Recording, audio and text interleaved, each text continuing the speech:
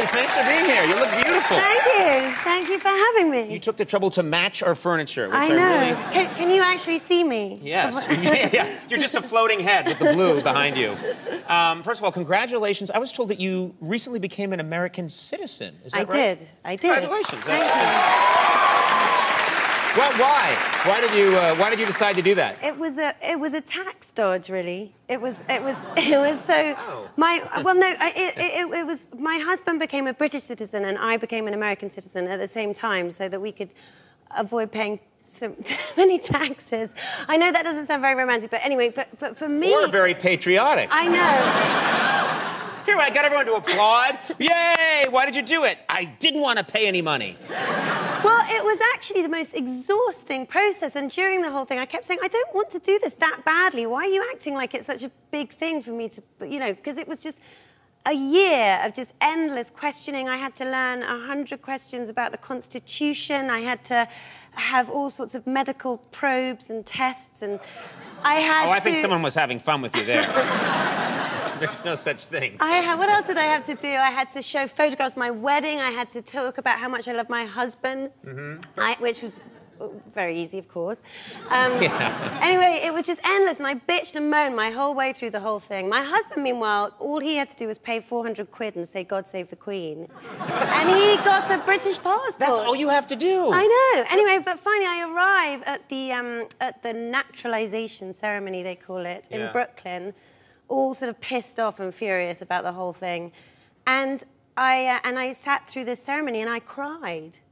I was so moved, finally, because it was just, I don't know why, it was just because I'd been through such hell, and then finally I got it, and I was just in tears. Well, people have said it's emotional. It is emotional. Well, and the man gave this amazing speech. He gave a really great speech, which did make me feel patriotic, and he said something like, you know, you people, America is a better country today than it was yesterday because you people have made the long and difficult journey to be here.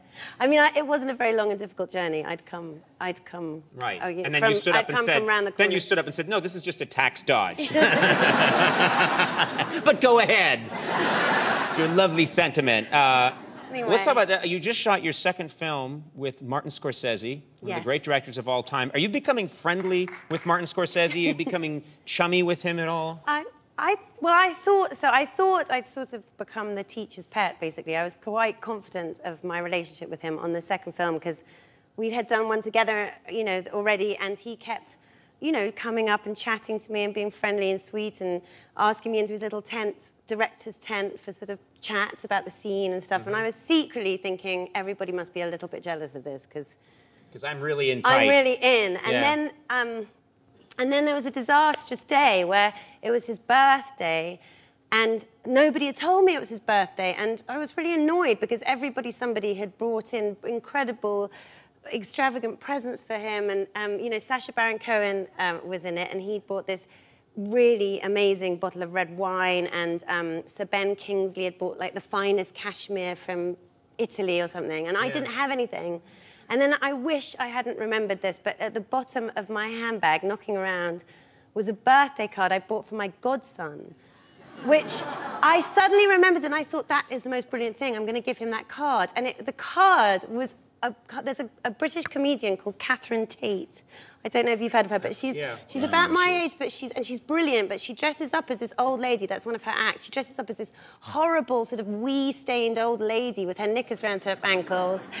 And she talks like that, you know. And anyway, and it's really quite funny. And there's a birthday card with her. So it's a picture of her? It's a lurid, disgusting picture of her with her knickers around her ankles, this old lady. And then you open it up and you open the card and this voice comes out saying, you know, it's your birthday, happy birthday, have a happy birthday. You know, have a piece of cake, treat yourself, go on, happy birthday, on and on and on. And for some reason, it was 5 o'clock in the morning, we were about to start the day. I thought, this is the most brilliant thing, I'm going to give him this, and it'll be better than all those expensive presents because he'll see the sort of, you know, charm of the British sense of humour or something. Anyway, it was a disaster. I took it in. You took it in and gave it to him? Yes, and on the way in, I was saying to Sacha Baron Cohen, do you think this is a good thing? And he was sort of looking a bit like, no, I don't think you should. And I was thinking he was jealous, and he was trying... I was so deluded. I was thinking, you're just trying to put me off this, because you know it's brilliant. Anyway, I went in there, and as he opened it, I could see his little face fall, because he's so... I mean, he's led such a rock and roll life, but he's actually a very classy guy and very refined. Sensitive, and aesthetically very sort of, it's all refined. He has, and this old granny with wee on her knickers, and he opened the thing, happy birthday, happy birthday. And I could see he was trying to be nice, but it just was awful. And I couldn't look him in the eye ever again. It was a disaster. Did you notice that you were removed from scenes after that? Yeah, you were gone? Quietly guided away whenever And Sasha just loved it. He tormented me the whole of the rest of the film. Yes, as he would. Cars 2 opens Friday. Emily Mortimer, thanks so much for being here. Thank you. Yeah, terrific talking to you again.